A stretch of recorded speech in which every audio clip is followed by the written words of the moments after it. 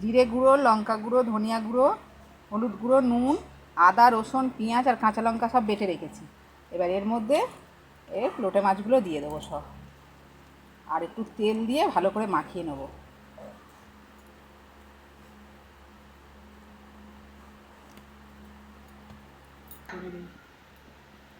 গরম গরম হয়ে গেছে কড়া, ওর মধ্যে তেল দিয়ে দেবো কিছুটা।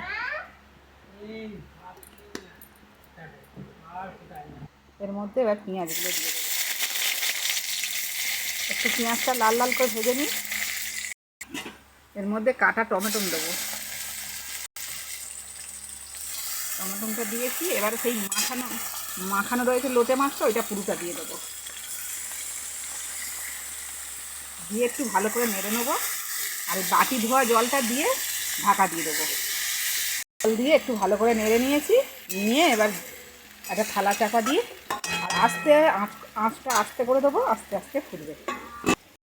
একটু হালকা করে একবার নেড়ে দেবো, জলটা উপরের জলটা যাতে নিচের দিকে চলে যায়। দিয়ে আর একবার চাপা দিয়ে দেবো, এই জলটা পুরো শুকনো হয়ে যাবে। জল সব শুকনো হয়ে গেছে, তেল ছেড়ে গেছে, এবার বন্ধ করে দেবো গ্যাসটা। হয়ে গেছে আমাদের লটিয়া মাছ।